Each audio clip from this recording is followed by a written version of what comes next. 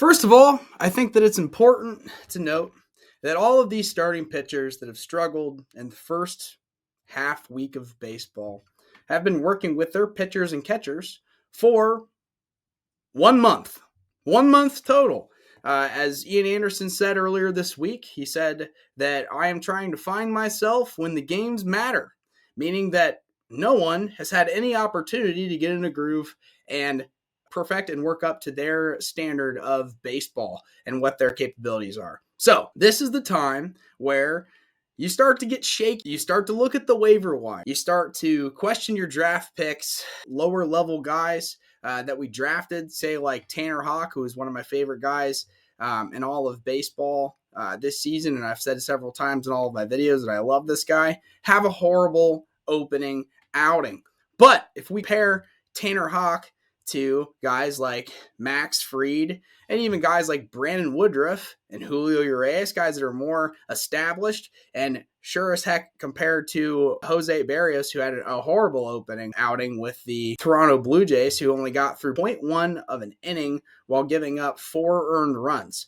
These are all things to absorb. 1 month of baseball working with their teammates. And for many of them, they're on brand new teams. Like, for example, Jose Barrios in Toronto has not even had an opportunity to meet his catchers that he's working with. He's working across 3 separate catchers. Not only is Danny Jansen the starting catcher in Toronto, they've got Alejandro Kirk, who's working in the DH, everyday DH role, and is obviously getting catcher reps. And then their top prospect in all of baseball for the Toronto Blue Jays is also a catcher. So some guy that's nipping at the heels of these 2 guys in front of him. So he's splitting his time across 3 people, not really having any quality time to work with these individuals at all. So looking across all these guys, not only are these really quality pitchers, but it's just an example of having 1 month total to work with all these people. But also, let's scan over to the biggest factor that everyone forgets about and everyone completely disregards in the first month of baseball. If we can look over to my next screen here, we are looking at this past Friday, a day after opening day 2022. And what do we see? Let's go 2 p.m. on that Friday from this past weekend. Purple is anywhere between 0 degrees and 30 degrees. And we work from 30 to Twins and the Seattle Mariners and the Milwaukee Brewers and everybody in between. We're playing at a temperature of an average below 30 degrees this past weekend. And this is at 2 p.m., so this is going to be the warmest part of the day. If they played in the evening, then it was even freaking colder, and the winds were bad too. Let's look across the blue region. So 30 degrees to 50 degrees.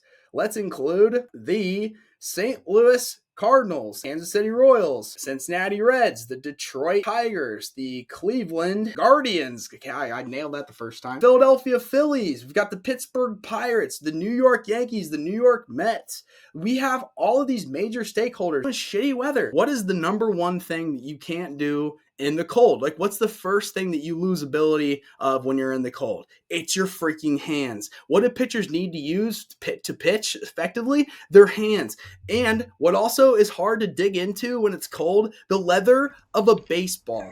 Literally, if you have any experience of being outdoors without gloves on for any period of time, it literally feels like you're getting stabbed in your fingers with needles. So to be an effective pitcher, you need warm weather, and a good example of this is Luis Castillo. Luis Castillo, in the first 2 months of baseball this past season for the Cincinnati Reds, had Cy Young projections for the 2021 season. He, for the first 2 months, being April and May, was the worst pitcher in all of Major League Baseball. Warm weather kid went up through the minor league system with the Miami Marlins. That's where he trains as well. This is a guy that thrives in warm weather conditions. And what did he do? He got absolutely shelled for the first 2 months. So a significant sample size. When everywhere starts to warm up, he reduces his ERA by the end of the season to a 3.95. Look at the weather.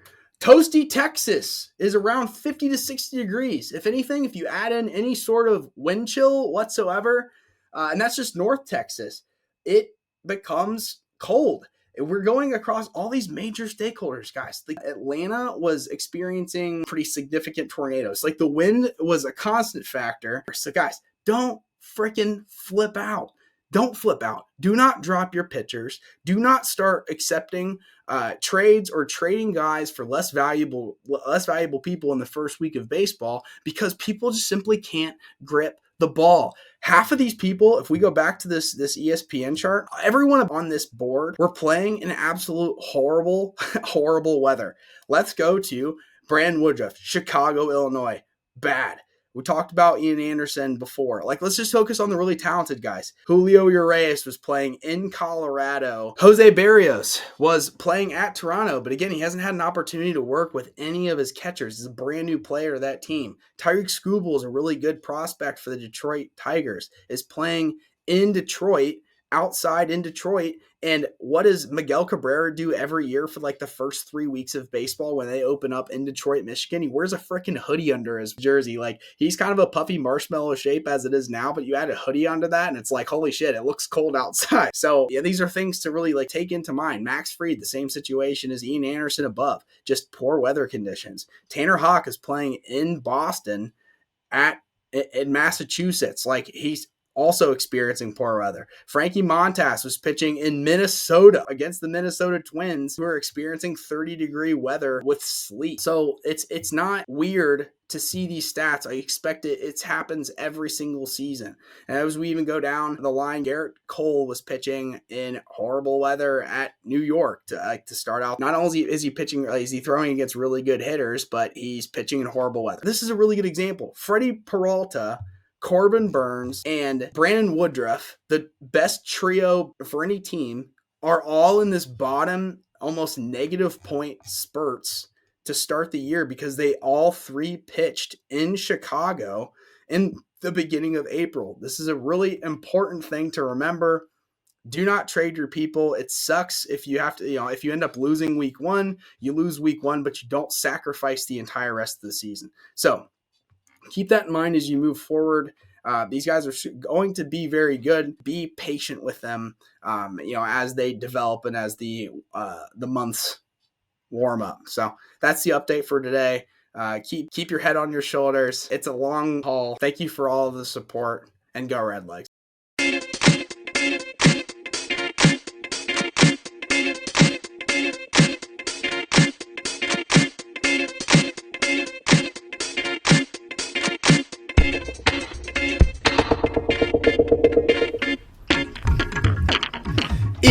It's a fantasy baseball on deck. Thank you for watching and supporting me.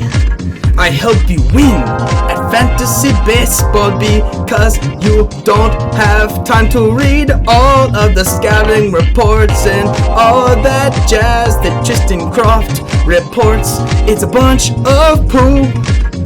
We have all kinds of fun on YouTube while you are supposed to be working on your spreadsheets, but instead you watch me and my goofy self do baseball things on the YouTube. So big reminder, do not drop your pictures because you need them. They just are in a phase like when you were in a phase in middle school. You may have worn a lot of black and liked punk rock, just like pictures. It's just springtime and they have cold fingers. Yes, it's your guy Austin, and he doubles as a talented singer. Thank you for watching and supporting. Like and subscribe if you like fantasy baseball on deck. There will be content tomorrow or the next day, but if there is not, hold tight because I am busy doing something like making a turkey sandwich with my cat. His name is Russell and he likes people food because he's cool. Also, thank you for the support. Austin loves you. Thank you for the support. Yeah. Thank you for the D. Thank you for the support.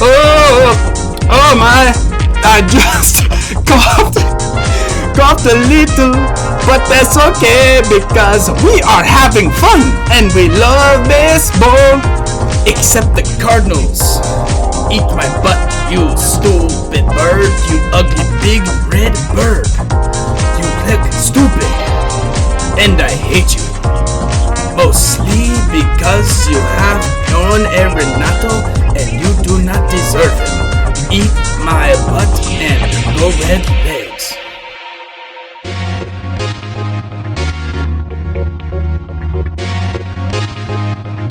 Goodbye.